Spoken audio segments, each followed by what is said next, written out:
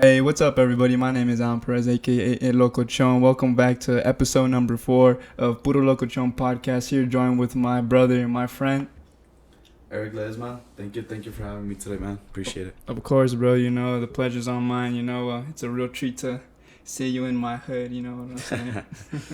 It's the far hood, man. It's like I have to drive like a whole hour and a half here. Hey, man, hanging out with people is a mission, bro. It is. For that moment, I want to show that I'm really appreciative. Although, because the only thing Eric's gonna get is a little smack in the butt from me. I'm just kidding. So Eric, for some of my audience who like don't know you on a personal level like I do, do you mind just introducing yourself a little bit and explain what you do and who you are as a person in this society? You know, a student, stuff like that. Right on, man. Yeah, sure thing.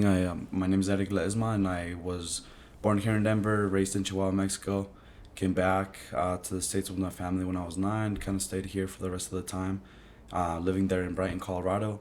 From there, I went out to college to CU Boulder, so I'm still a full-time college student. I'm also a realtor here in the state of Colorado, and just recently became a sports manager for a couple of my buddies that are professional boxers.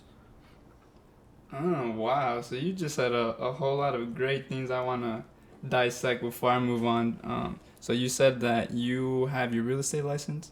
Right. When did you get your real estate license, if you don't mind me asking? Yeah, so I got my real estate license about 2 years and a half ago, and it just kind of happened. I mean, not randomly, but I just didn't think I would get it as early as I did. Just because, to be honest, I didn't really know anything about real estate. Like, nobody that I knew was in real estate. Growing up, like, real estate was just kind of like, I didn't even know it was a profession or a job. And I don't really think anybody does at all. I mean, if you think about kids, when you ask a kid, like, what do they want to be when they grow up?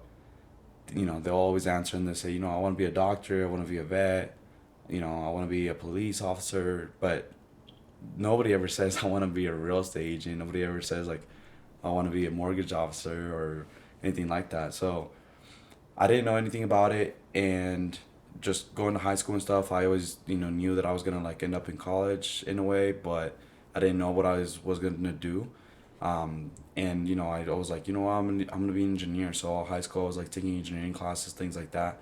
And so when I got accepted to CU Boulder, I actually enrolled as an engineering student. And then a month before classes even started, I was like, you know what?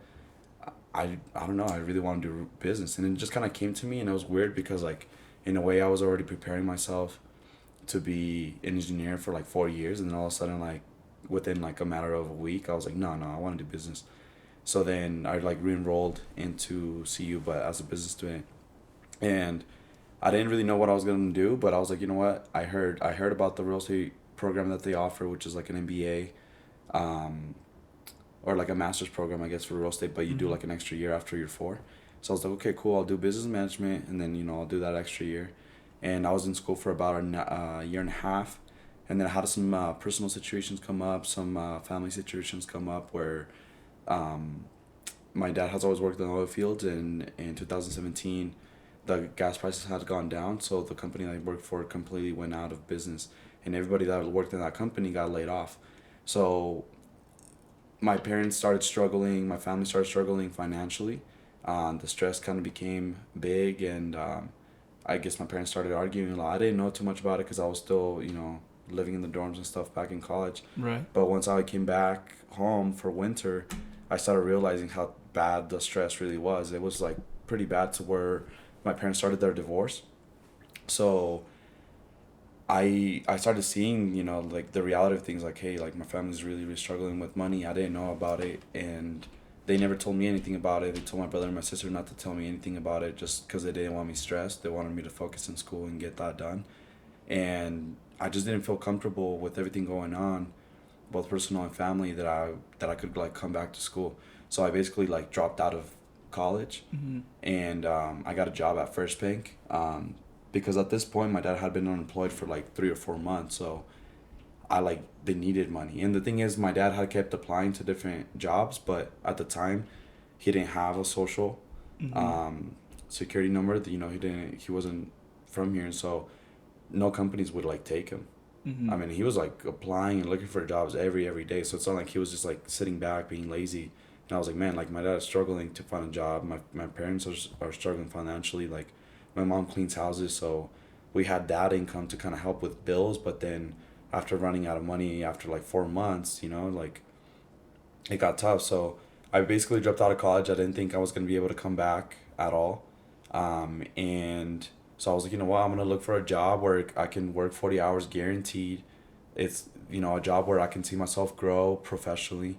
So I was like, better place. What better place for a business, career, than a bank? So I got a job at First Bank, and within the first week, I just like realized that I didn't want to be there. I mean, I just like nothing wrong against jobs that are 9 to 5. Like most jobs are like that, but it was 9 to 5. I was standing up, counting other people's money, and I was like, I don't know if I necessarily want to do this like all the time. So I just kind of I realized, I was like, you know what? I wonder if there's any other way to get into real estate, because I always thought you got to go to college, get your degree, and then end up at in real estate or in the real estate industry, and I was like, you know what? I wonder if there's any other way that I can start, or that I can get into real estate without college, because I thought, there's like 20,000-30,000 realtors here in Colorado. Like, there's no way 20,000-30,000 people went to college. Mm-hmm. So I was like, they had to go a different route. Like, I'm sure some did, but I'm sure some of them figured it out. So then I just started reaching out to some realtors that I knew and people in the real estate industry, and on my days off from the bank, I would like set coffee or lunch meetings with them, ask them a bunch of questions, ask them how to get started, where they failed, where they succeeded, any tips that they had for me. And after I met with 5 of them, I was like, okay, cool. Well, they all kind of said the same thing. I got to get my license, and I got to enroll into a program. So that's what I did. I was working from like 8 to 6. I would come home, study from like 7 to 10, 7 to 11, until I got my program done. It took me about 3 months and a half. And luckily, by the time that I finished the course, my dad had found a job like a month prior to that. So my parents were, now they had some income in, they had like some security, and I was like, they didn't necessarily need my full help financially anymore. So I was like, you know what, I'm just gonna like quit the bank and just like dive into real estate like fully, because then during that time I was also thinking, if I can go back to school now that my parents like canceled a divorce, my dad got a job, they're not arguing anymore. That's dope, man, that they actually were willing to like cancel a divorce, you know what I'm saying? Because not everybody gets that privilege to say that like they have 2 parents, and that that are on mutual terms, that they can still talk to each other, or still like wish each other the good and stuff like that. So I'm really happy to hear that, because that was a question I was like waiting to ask you. Are they still divorced and stuff like that? But I'm glad that you go ahead and answer that. But yeah, no, I think it's crazy too, because after being together for like 20 years, financial trouble comes in to play, and then it just kind of messes everything up, So I know money isn't everything, but money is definitely a big stressor in life, for a lot of us. So, at least in this space that we call home, because right. I like to say, money is something to some places, but like, I mean, I always bring it up, this conversation in Costa Rica, when people tell me money, they're like, oh, money isn't everything. But like when I went to Costa Rica, like you should have seen how at peace everything was, not only just at peace, but just how like, how everything was so sincere and day to day. You know what I'm saying? How like people literally were like, you see this house, like I built it with my hands. You know what I'm saying? Like you see this coconut tree, it took me 10 years to grow this. But, it took us 10 years to enjoy this coconut. And I'm just like, wow, like you really thought that much ahead, in regards to that. So I do agree to a certain extent that, that is that whole money perspective. But like, I do want to challenge more people to like look for those certain areas, because it's not to say that like they're not out there where like those areas are like, or where money's not a big stressor. I don't want to say a big stressor, but more so something that's kind of not prioritized as much, right. Something that's like more sincere relationships, or, making sure that the cohesion between our family is great, what I'm saying? Making sure, the elder of the community is doing fine and stuff like that.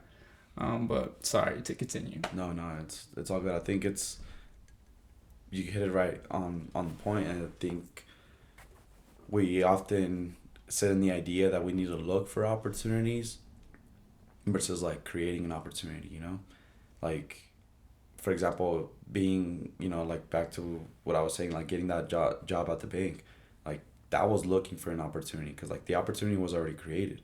They were just hiring and I, you know, applied for it. But I realized, you know, I was like, okay, I'm going to be a bank teller here for the next year before I get promoted or whatever. Mm-hmm. And, you know, with what they were going to pay me and, you know, standing there 5 days a week, nine hours a day, counting other people's money, I was going to only make like 18 grand, which was not going to be enough for me to like go back to school. You know, there was no way, because that's like 18 grand, you know, total. So it's like you got expenses and stuff, and there was no way that I was going to be able to afford school, because when I dropped out, a lot of my scholarships and grants went away. So if I wanted to go back to school, I needed to make a certain amount of money, because now it was going to come out of my pocket. And then my parents were just barely getting out of a financial hole, so there was no way I could like rely on that. And it's, now that I think about it, I was having a conversation with a buddy this past week, and he said, man, it's crazy because like no matter that we go to the same school and like I'm gonna have to work hard, I feel like your hustle is always gonna be totally different, because I've always had a net to fall on. Mm-hmm. You know, and I think for a lot of us, including myself, like I don't have a net. You know, it's either I make it and I make my money and I make my living, or I'm done. You know, there's no way that I can run to my parents and be like, hey, like I need money for this, you know, or you know, I got in trouble here, or I lost my job, like help me out. Like there's no way, because they're just like struggling as much as I am. So I don't know. I mean, does that play a role to the hustle? I mean, I don't know. I mean, and that's just something like, I don't want to like be the guy to always say, oh, it's a person of color kind of issue, you know, but like I feel like just it's something that we're so accustomed to, you know. It's something that like it's kind of hard to get off of that wave of not being on a hustle, you know what I'm saying? Just because like, man, we've always needed to like, I know for me, like when I think of hustle, bro, like I think of the time when I was at the grocery store with my dad, you know, and he would always be like, hey, ve pregúntale a la señora por esto, you know, and like, you know, those are small like examples that show the willingness of a person. You know what I'm saying? I don't want to blow smoke up my ass. This is not like what my point is being this example. But my point is like, you know, we've always been put in those spots of like those uncomfortable spots for us to fend for ourselves and kind of like figure it out. You know what I'm saying? And in discovering in that process, you know, you discover this theory, like I like to call it hustle.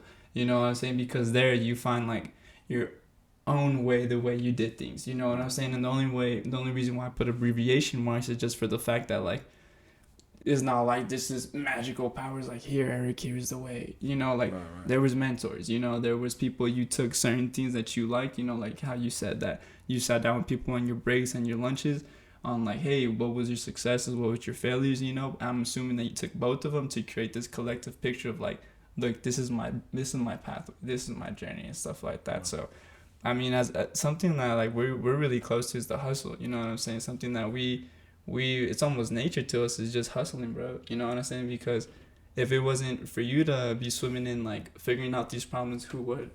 Right. You know what I'm saying? Who, you know, not to like make it any like, oh, like your siblings aren't doing shit. None of that, obviously, right? Mm-hmm. But the whole point is it's initiative, right? It's about like knowing your spot in your life and knowing like what you can, you know, kind of take as a person and stuff like that, you know. So like I think that's why, you know, the hustle we're always gonna have, but the hustle plus 2 is something, or times 2 is different, you know what I'm saying? Because, you know, we live in a generation of being lazy, bro. In all honesty, bro, like, you know, I'm pretty lazy myself, you know. I'm not gonna lie, I'm not gonna be out here being like, you know, my index score says I'm really healthy, you know what I'm saying? Like I can definitely gain a little bit more weight, whatever.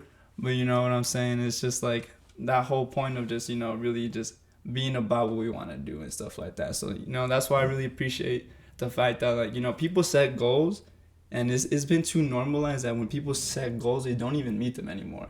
So, you know, I do appreciate the fact, just because for those of you who don't know, man, I don't want to say that I seen Erik in his whole journey of oppression, depression, right, if I can say, you know, and even like struggle, because like I came in a very different state in your life and stuff like that. So I would like to think maybe I caught you on a rise. So like, seeing the fact that like you're hustling, like your goals of you being like, yo, bro, I'm gonna be here one day, and the fact that you're here and even doing things that you never imagined yourself doing and stuff like that is really cool. So kind of on this topic of hustle, I kind of want to like ask you about how your, if you don't mind sharing, your overseas project is going, just because, I'm really curious, and I think a lot of people would like to know, something really dope that's going on that's not in this country that you're working on, you know what I'm saying, and stuff like that. So yeah, man, that was a crazy thing that just kind of came my way. I mean, getting into real estate, I never thought like, oh, this is gonna take me to projects like outside of the state and more so like outside of the country. Shit, outside of the town, bro, because being the real estate of like Fort Lupton or Brighton or wherever, it's a different kind of fame, you know what I'm saying? Yeah, it was crazy. I didn't like, I guess like joining real estate, I didn't really think about like what opportunities or like doors it could open and for me in a way, but it's just, man, like over the last years it's been crazy. Like I remember like 2 years ago I was like donating my plasma and like picking up trash from like condos to like make enough money to pump gas and drive my clients around, like 2 years ago, and then now I'm, fast forward 2 years later or even a year, like I've met so many people, man. I've had like awesome opportunities that come my way. I've been able to do a lot of cool stuff that I never thought I would be able to do, like even going to Europe. Like I didn't think I was gonna be able to do that, to me, like growing up in a low middle income and you went by yourself, right? They sent me out by myself, but I had 2 coworkers. Damn. But I mean, did you know them to like an extent of them being like friends or stuff like that, or people you would assume you would travel with? Right. No, man, and that's what was crazy. It was just like I was going to Europe not only for for a trip, I guess like most people do, but like people were like requesting me to go there for it, and I think it was, I don't know, it was like at first the opportunity came to me and it was presented as a, this is a real estate development project that, we need help on in Europe. And so the opportunity came to me, they offered it to me, and I was like, I turned it down like kind of quickly because, I'm kind of running numbers, and I was like, hey, like being gone 6 weeks, like that's expensive for me, like 6 weeks here.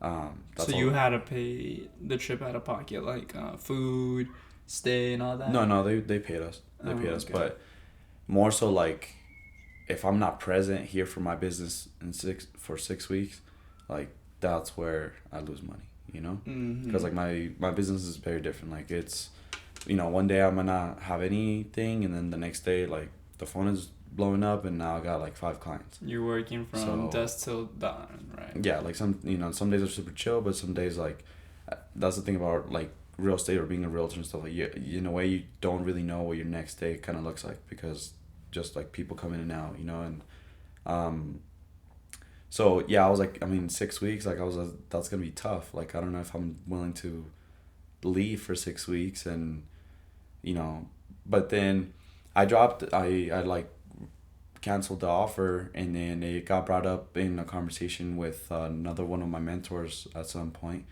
and I was like, he said, you should consider it. I know you don't like to work for anybody, but you'll learn some stuff. And so I was like, okay, maybe. I was thinking about it, and then they reached out to me again with it, and they were like, hey, like we really need somebody who's bilingual that's gonna know something about real estate, and they can come out and do this. So I was like, you know what, okay, I'll take the opportunity. But then I was like, okay, I gotta leave my business here attended. So one of my buddies got his license, and I started mentoring him and helping him out. I taught him like a lot of the things that I know about what I do and like how to do it. So I left him hit my clientele with him during the time I was gone, and I went out there, man, like not really knowing what to expect. Just like super crazy for me to be like traveling by myself to Europe. Fucking go to Spain, bro. Like right? Oh, it was in Spain that you? Yeah, I was in Spain. Yeah, I was in this town called Santander, Spain. So we were there for a month. Like, what are you doing out there? Just for the audience that doesn't know that you're. Yeah. If you don't mind, obviously sharing the details. That so it's can. There's a development company here in Colorado that that goes by the name of Sprocket Design and Build, and they have done many projects here in Colorado, anywhere from like single detached family homes to like multi-unit properties, mixed use properties. So they've done great work here, and then the CEO and the boss has always traveled to Santander, Spain for he's gone out there for like the last 6 summers. He takes his family on a vacation there, and he had seen a land lot that was open right in front of the university. So he thought, what if we build like a student housing development, pretty much like a dorm building, but this would be like a full living building for them, including everything that they need for any students that study abroad. So then they need us. And is it like in partnership with like CU specifically, or just any kind of university? So the CEO of the company, Bill Moore, he's an alumni from CU. So he had reached out to them about Skull Buzz to a certain extent. Yeah, Skull Buzz, there you go. So he reached out to them just to see if they knew of anybody, and that's when the opportunity was presented. So I'm thankful that thanks to the university I was able to find this opportunity and create that network, bro. Shit. Right. And it was crazy, man. Like going out there, like I was like, man, I'm out here like working on a development project, and I'm barely 21, 22. Like I just didn't think that like 2 years ago. I was wait, how old? 22. Yeah, bro. So it was I don't know. It was like super. It was great, man. I just don't even know how to explain it, because like I just felt like. It's like such I was a like walking privilege, bro, right? A privilege that's earned. You know what I'm saying? Right. Because like there's certain like the word privilege I feel like has a fame to it. And it has like a certain negative connotation of being like privileged white people, but when I think of privilege, I kind of think of it as an umbrella term. Right. Don't get me wrong, a lot of the times it's usually white people that are at the end of this like kind of privilege talk, which obviously it's due. Don't get me wrong, fucking white people need to know their privilege. White people need to get checked, to as much energy as someone's willing to teach someone, obviously to that extent. But man, bro, like your fucking hard work, bro, that's the privilege that gets to show, bro. Like, man, like it looked like you were living it up out there. It looked like you were doing your work. It looked like, bro, like, I mean, let me just repeat this for a third time. 22, bro. How has being just so young, in this market affected you? Just because, I know, what was it? I think two or 3 days ago, I've seen a story from one of my friends. He was just like saying how like someone's really just deminimizing him because, his age was like not someone where it matched the wisdom that he had. Right. You know what I'm saying? So like my question to you and going in regards to this kind of question or in this context is, how has being so young, and I like to think, very successful thus far, played both positive and negative impacts in this career that you've chosen thus far? Man, well, I guess we'll start with the negatives, but I think the hardest thing, well, not necessarily negative, it's just like different situation that I'm in, being like young and in the professional world. I think one of the hardest things, like you said with your buddy, is just like getting people to trust you. I mean, regardless of the fact that I like knew what I was doing in terms of, contracts and stuff like that when I first got my license, like nobody really wanted to trust a 20-year-old like driving little, old little Saturn, like, broke. I mean, damn, I remember that Saturn, bro. Damn, that car's new. Yeah, it's like, yeah, but no, I mean, I was just like, there's no, I mean, and I don't blame them. I mean, if you're looking at a transaction where you're dealing with thousands and thousands of dollars, like, why would you trust this little kid to like write your contracts? Like I don't blame them, but to a certain extent, because extent. Like you did it, right? But it was were. hard. It was hard. Like that was a struggle. Now it's a little better, because people see that it's like, okay, like he's done it many times. So like would trust that. But to just like set the foundation up was like really hard for anybody to trust me, especially because like this industry, most of the people in this industry are like 30 plus, 40 plus, like, and just for anybody to be like in it at 20 was hard. Just building that trust and having people like really believe in me for it. I think what helped a lot was that I was bilingual, and my people from my community were able to like trust me just because I was, bilingual. I would translate the contracts for them, things like that. But I think, another struggle that kind of leads into is just like, okay, he's young, so in my field of work, like, I help people buy and sell properties, right? So most of your clientele in this industry comes from people that like you and they trust you. And well, your clientele is very different from a lot of real estate agents, because you can stop me if I'm wrong, but like, just because like you even said it yourself, bro, you're bilingual as fuck. Right. So who is your audience?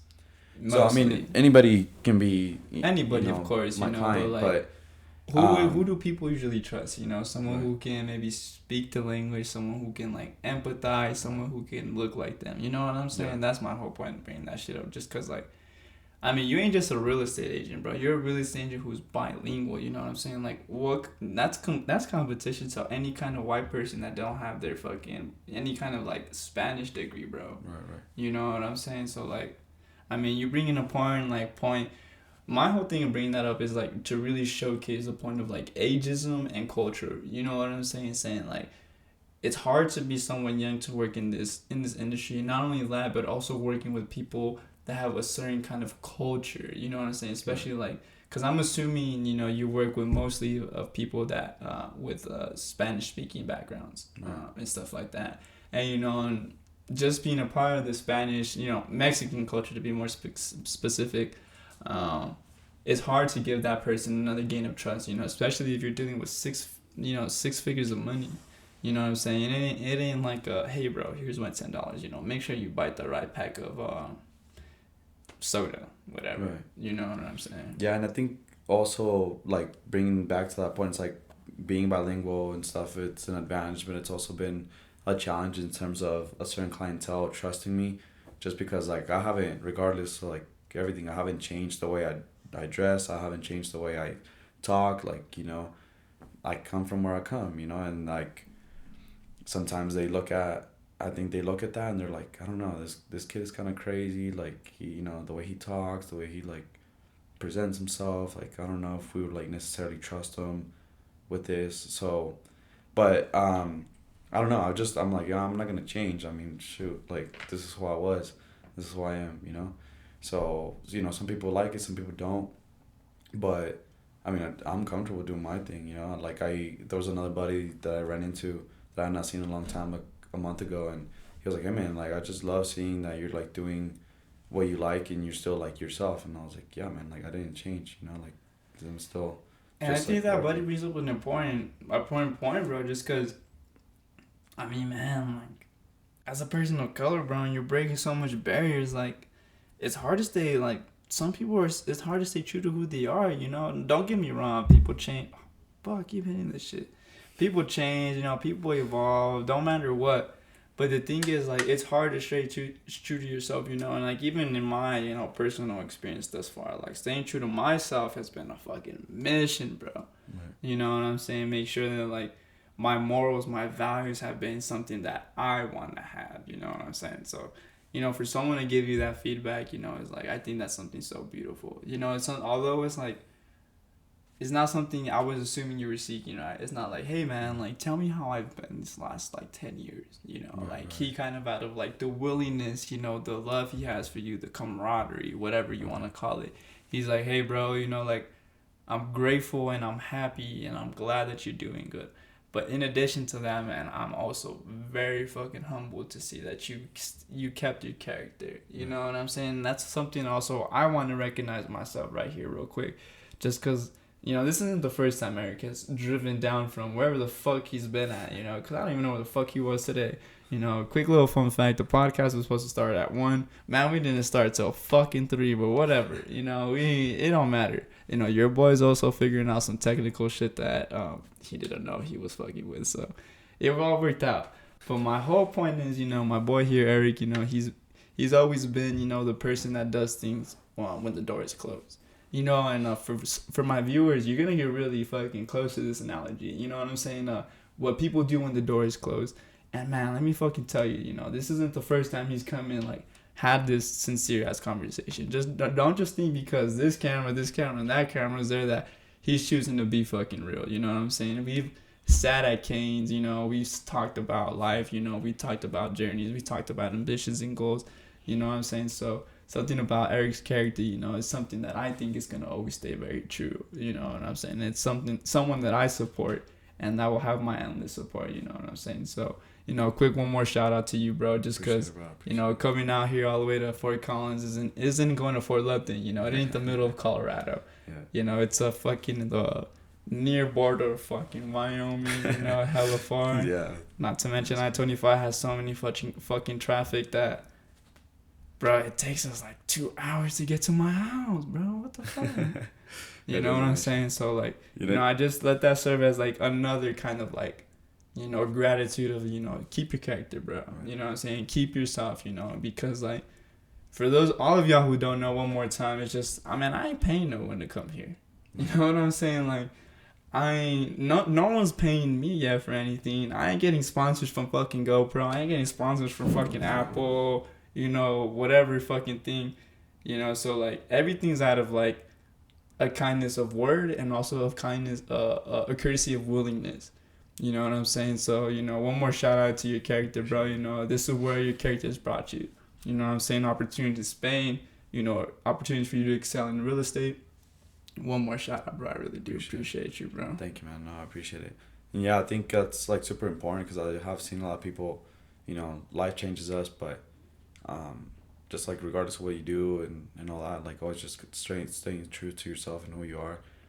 But I did want to go back to the topic about the hustle, and that I think, and I'm very grateful for the fact that, like, I was able to discover real estate and, like, I just love it, you know, like, this is what I want to do for the rest of my life, whether it be another field or something in real estate, but I want to stay in real estate. Like, I know I'm, like, super fortunate, not for what I'm doing, but I'm fortunate that I was able to find something that it's, like, I'm passionate about, you know? So it's, like, I don't know, like, what do you think gets a person there, you know? Like, because me, like I said, it was, like, an indirect, like, trail. Well, I mean, to be honest, if I can tell you what I think got you there from someone who you never told me how you got in there, like, man, as much as we want to, like, recognize it or don't want to recognize it, man, one more quick shout out to Sigma Lambda Beta International Fraternity Incorporated, man. That's a fucking network from coast to coast, bro. You know what I'm saying, man? I've been fucking people who have become my mentors, bro, my brothers, you know, uncles, bro. You know, and honestly, like, you know, seeing those bros in those different fields, you know, seeing those bros that, you can correct me if I'm wrong, but, like, they give you the time to mentor you in those certain areas where you wanted to go to, such as real estate. You know, they were the ones that brought us here, you know what I'm saying? Also, not to mention, man, I mean, a podcast that's going to be coming soon is one with Miguel, you know, and he's someone that really helped me, you know, create this fucking idea of Puro Lokochon at Lokochon Productions, you know, even more at Puro Lokochon podcast. You know what I'm saying? So one thing, you know, I do want to be, you know, recognized and give the justice that is due, definitely our brotherhood, bro. Yeah. No matter what, you know, I'm grateful that, you know, this, you know, fraternity, this organization, this whole society, man, gave me the opportunity to meet you, man, just because, like, I mean, just that opportunity, as well as, you know, you can even testify yourself that, like, this network that we are given, you know, not obviously earned, right? You know, not just like, hey, Erik, here's this great network, bro, you know, do big things with it. You know, we earned that shit, you know what I'm saying? So I'm grateful that, like, we have a network like that we have people who are looking to teach, you know, the younger Latinx, you know, man population about, you know, social justice, inclusion, you know, consideration and stuff like that. But I mean, like you said, no matter, like, if we try to say, like, hey, yeah, these people are the ones who deserve the credit, no one's gonna do nothing you don't want to do. No.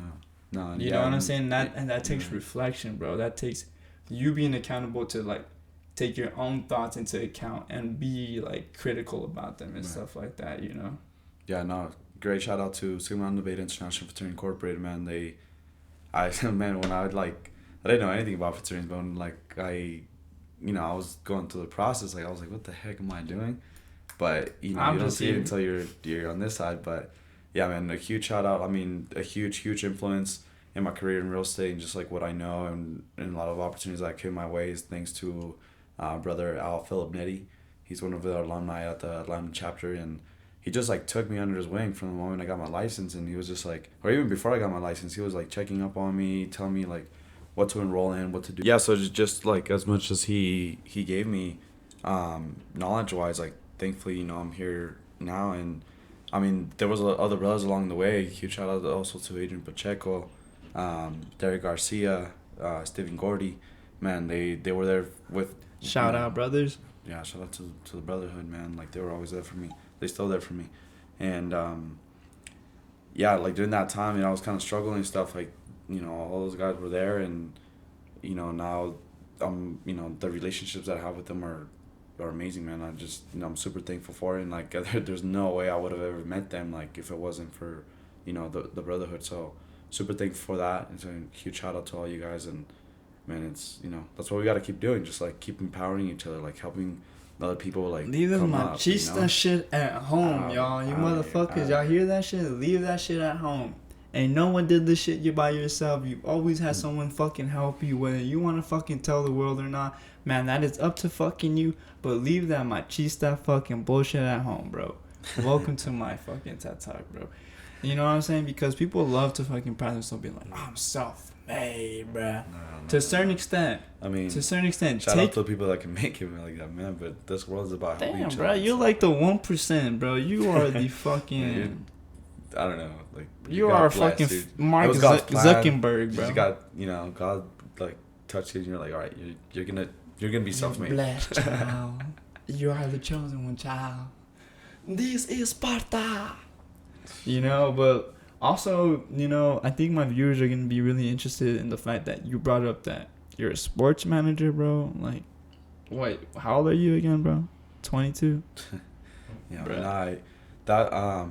You know, I was still up and coming a little bit, trying to refine it a little bit more and just learning more about the industry. But I grew up with Mario Loya and Yosomar Salgado, my buddies from high school. But I met them in the gym, man. Like, and we were at the boxing gym like 3-4 hours a day. You were a boxer too, right? Yeah. Okay. So I became really close with them. Like, we're, you know, always training together, hitting each other in the face, like working together. So they became like my brothers, and like they stuck to boxing. I kind of left boxing a little bit, just, you know, because I was in college, and so they stuck with it. And, you know, I told my buddy that I would sponsor him if he, you know, made it pro, and he did. So I sponsored him, and at the end of the fight, he came to me, he was, you know, with the team, and said, you know, we would like you to be like our manager.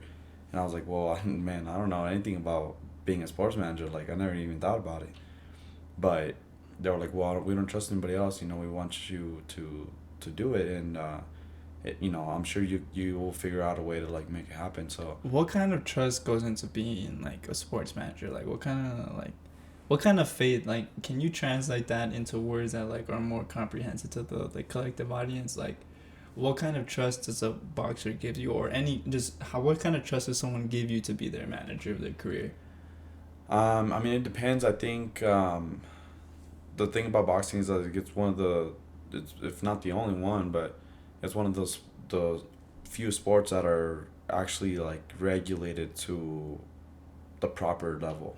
So if you think about football, if you think about the NBA, if you know, or the NFL, if you think about basketball, if you think about NBA, you know, soccer, same thing. I mean, everybody in any other sports, they're all the players are well protected. They're, you know, right. There's an association looking after them. To a certain extent. To a certain extent, exactly. But sports is another topic. But facts, bro. To a certain extent, right? But boxing doesn't really have that. And the thing is, like, a boxer just goes through, like, so much. I mean, like, even cutting weight and stuff, which is something that no other sport really, like, watches sometimes. Besides wrestling. Yeah, I mean, no. But any fighting contact sport, there's a lot that goes into it. And often there's been a lot of managers and a lot of people in the industry that are not fully there for the benefit of their athletes. And so, I don't know, to me, I was, like, super grateful for it. I was like, well, that's a cool opportunity. A little scared, but I was like, well, if they trust me enough that I'm gonna, like, get this figured out, then I gotta get it figured out, you know? So I just kind of started, like, doing a lot of research, again, calling people and stuff. And I guess it goes back to the point that we made earlier. Is, like, you don't make it like by yourself in this world. Like you gotta ask the right people the right questions, and you gotta like outsource, you know, because like the knowledge is out there. You just have to like go and get it, you know. So I did a bunch of calls. It was actually cool because I never thought like this would happen, but I was able to talk to Adrian Clark Who's Adrian Clark? So Adrian Clark is one of Errol Spencer's managers. Mm. So Errol Spencer's up there. Shout out to Errol Spencer. Been killing it lately. Hey, love your quick little fights, shout man. out, Love homie, your from the fucking Puro fights, Lokochon man. podcast. Sick. But yeah, like I was able to be on the phone with him for like a whole hour and a half, just like picking his brain and stuff. And I was like, man, like I'm talking to this guy's manager, like it's crazy. But of course, How was that, bro?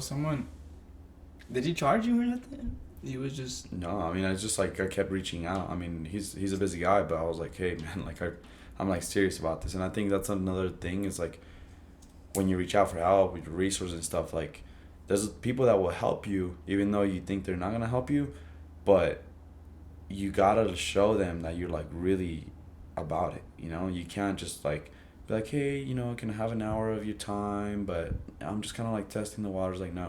Like, if you're gonna reach out to a professional about something, it's because like you're in it for it, Because I mean, I'm sure a lot of people like to see other people grow. Like that, I like to do that. Anybody that has any questions with anything, like I'm willing to meet with just anybody because I'm like. Those of you who don't know, man, I'm gonna include Erik's business Instagram as well as his personal Instagram in the post that when I post this. So if you have any questions, just feel free to DM him from there, and he can go from there and stuff like that. Yeah, because I've had a lot of people that reach out to me just about random like business ideas and stuff, and they just want to like grab coffee and talk, and I'm like, that's awesome. I'm like, yeah, I'll do it. And because I do it because like somebody did it for me, like when I needed help, when I needed like to meet with people and talk, like they met me and they took an hour of their day to like just talk to me about what they do and stuff. And man, I mean, I still do that. I'm still set up meetings with people and just I'm like grateful for that. So I'm like, if somebody did it for me, then like it's just time. Right for me to do the same. So if anybody ever need anything, then just like reach out, and as long as you're like serious about whatever you want to talk about, then like I'm more than willing to. Like, why not? Somebody did it.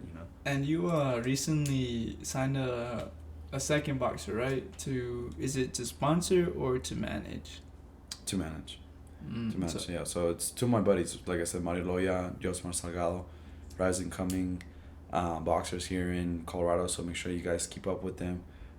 These guys. Make sure to go check them out.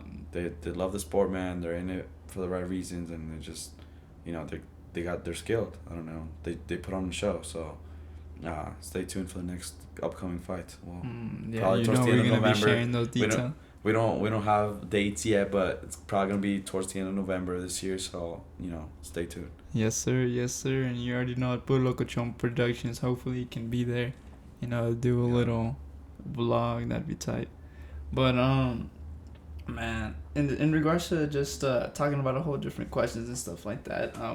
What's something you're willing to share that you think would be a smart thing to get either involved with, invest, or know more about and stuff like that? Oh man, that's a tough one. I mean, just about anything or just like just anything, bro. Like whether you think like real estate, the market, you can keep riding that wave, or you could be like, like y'all should be paying attention to like this market coming up, as well, or being that project in Spain was really cool, something as well as something like that. Just anything you're willing to share to the certain extent you're willing to share it to, just because I do want to make sure that you are successful and you deserve your copyright as an individual and stuff like that. So I don't want no one no great person to listen to our podcast and it's just like, I'm gonna go do this right now. You know what I'm saying? Right. Man, I don't know. I think I'm gonna keep it simple and just like straight to the point. But I think like just going back to the point, it's like creating your opportunity. Like there's so much to do in this world. There's so much money. There's so much of everything, and like I think I grew up in a world where I was like I kind of felt limited, and didn't really know about all these opportunities, but or different things that could be done. But I think just like whatever, whenever you find something that you're like, yeah, I want to do this, like just like go for it and invest all your time into it, because like there's some, I mean, I could tell you, you know, about rising markets and this and that, but that might not be what most people want to do, like, and that's fine, because like we need people to do different things in this world. So I just feel like if you ever, you know, like something or you're passionate about something, just like keep at it 100%, and you know, it'll come to you, because it's like, just, you know, the world's changing so much. There's so many different things that are being done now that we never thought would be able to be done. So I just say, like, plug into what you find is gonna be, you know, your passion, and just like just keep on it, you know. Like I don't know, like I really like you meeting people that are like so passionate about what they do or what they're like planning to do, just because, like, you know, you have a conversation with them and the whole time they're talking about this thing, they're just like smiling. Fucking fire, bro. Yeah, they're on fire, just you know. spitting fire. And I'm like, I like feed off of that. I'm like, man, that's so sick. Like, even if I don't know anything about whatever industry or whatever they got going on, I'm like I can legit see in your face that you're like super happy and excited for this. So like that's energy, you know, because like it's a vibe, you know. It's like you're doing your thing, I'm doing my thing. Like what's good? Let's create a fucking wave, huh? You know, one more, you know, man, I don't know how many more times I'm going to talk about my Instagram page or this podcast, but, you know, this is the whole reason why this shit derived, you know. And if y'all are fucking tired and sick of hearing, you know, my rant about this podcast nor this Instagram page, then, I mean, obviously there's an unsubscribe button and an unfollow, but I really do encourage everyone to support us in this movement, just because, man, we're really out here just to, you know, create a vast network for people, you know what I'm saying? We're really out here to empower the future generations, you know what I'm saying? Because we don't know who's going to listen to this podcast, you know? We don't know if it's going to be the next big real estate dude. We don't know if it's going to be the next big sports management dude. We don't know if it's going to be the next big sociologist or whatever, you know? Or the big dude that's looking to produce, whether it be, you know, podcast, film, gameplay, whatever, you know what I'm saying? So, you know, and I like to echo that shit, because, you know, like, Erik, you know, like I said before, you know, not to reiterate too much, but I mean, he's came back and listened to my, you know, my rants of like things I want to do, like, hey man, like it'd be so dope to get into this market, bro, or hey bro, like what the fuck, how'd you do this, bro, or like hey bro, why the fuck does it look so cool to be cool, you know what I'm saying, and stuff like that. So, you know what I'm saying, that it's a whole point of just, you know, looking and creating your own opportunities, you know what I'm saying. It's not like look for this opportunity to come for you or create this opportunity, man. We live in a generation where, you know, you can look and create your own opportunities, you know what I'm saying. This is what this platform's used for, you know what I'm saying. This is what this podcast, this Instagram page is here for, man. We're really just here to, you know, spark ideas, you know, spark change, as well as, you know, really help the homie in the future, you know what I'm saying, because if no one's going to help you, give you your hand up to go to the next level, you know, then who will, you know what I'm saying. So we're really hoping, you know, something this platform can serve, you know, for many, you know what I'm saying, whether it be learning how to do little details about real estate, you know, sports management, or, you know, just hearing some wisdom for someone that's been on the fucking page, you know what I'm saying. All kinds of research is going to be accessible to everybody and stuff like that, man. So obviously, just because we are on a Friday, and I do want to make sure that we do enjoy the rest of our day. We have to. Excuse me. Friday, you know.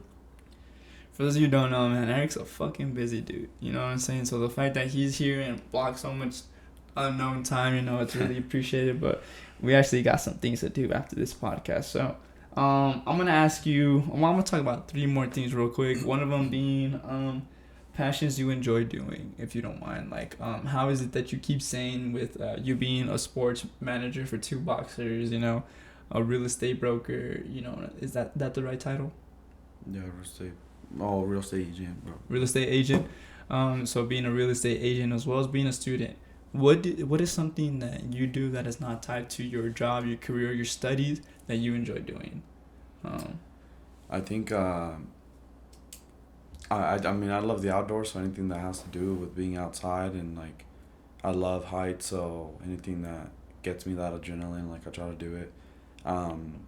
So yeah, I mean, going outside, man, hiking, like just enjoying nature, like it just kind of puts me in a different mindset, because most of the time I'm running, and you know, sometimes we get clogged up in this like society of just like being like on the grind, and especially being here in America. Like you go to another country, like you said about like Costa Rica, same thing. Like a bunch of places that I've been at, like everybody outside of the United States like enjoys their leisure time, enjoys family time, and then you come to America and it's like extremely competitive. So you just like always like running on the grind, like trying to make it because it's competitive, and it, you know, it's good.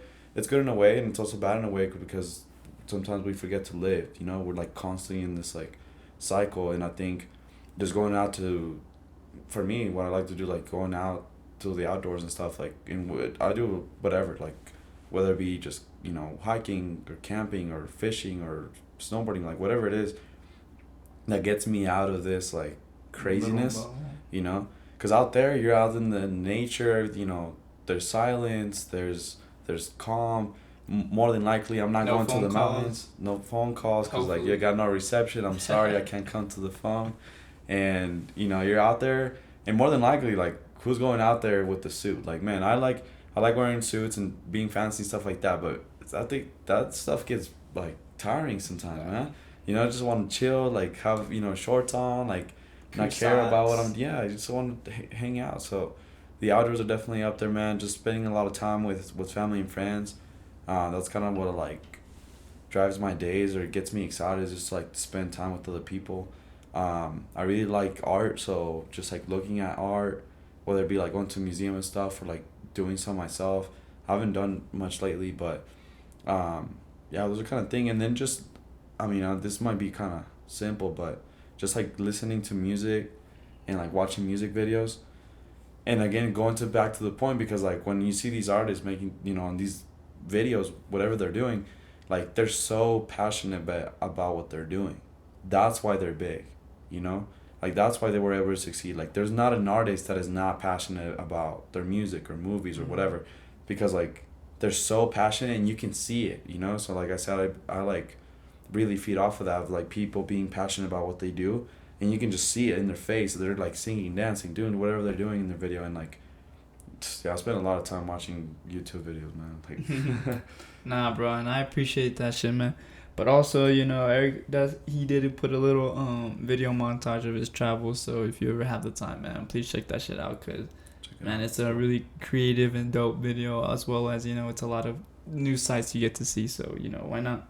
You know, and I guess I'm gonna wrap it up. You know, last thing, or fuck it, two more things. always wrap it up. So Tyler Perry Productions, you know, one more shout out to them, because this past week they had an event of opening their own fucking production spot. You know, so one more shout out to the Tyler Productions company. They bought some land on the Confederate land. They are in all black.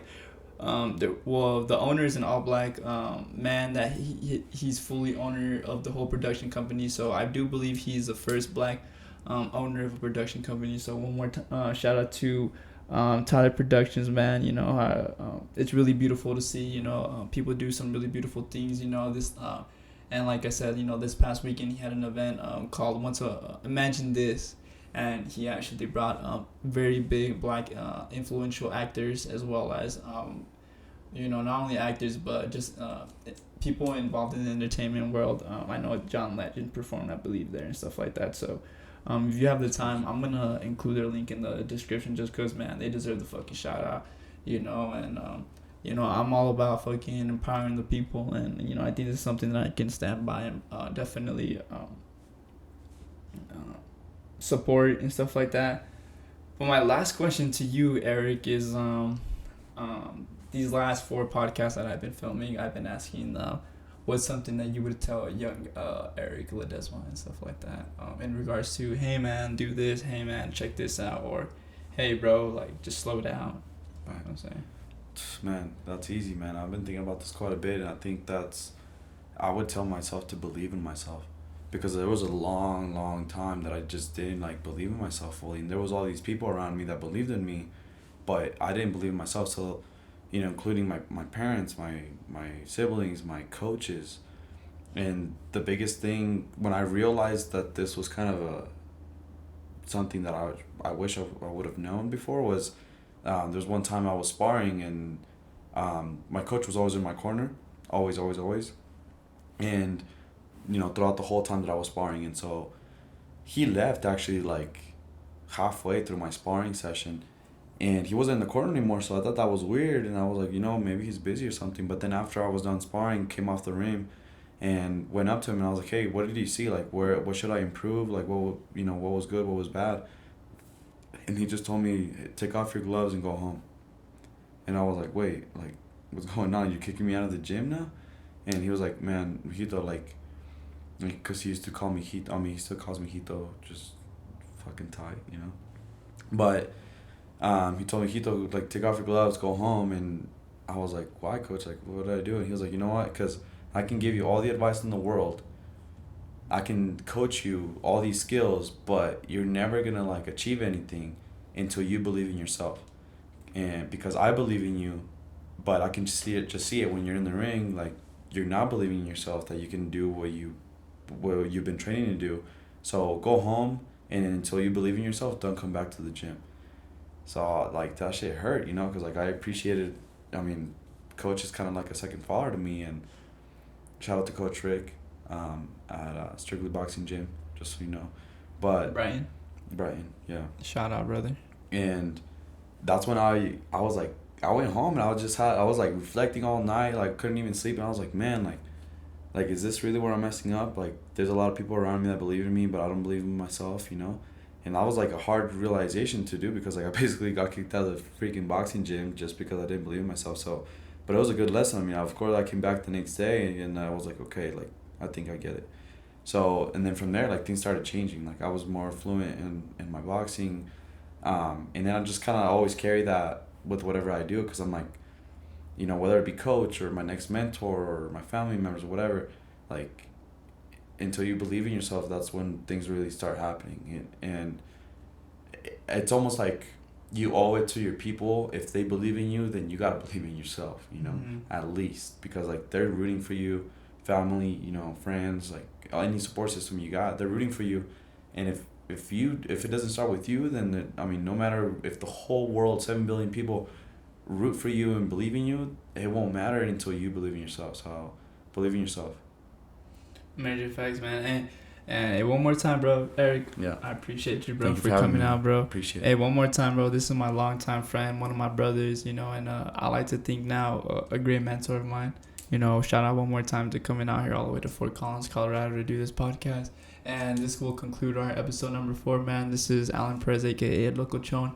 And farewell from it, Puro Lokochon podcast. Puro Lokochon. Cheers.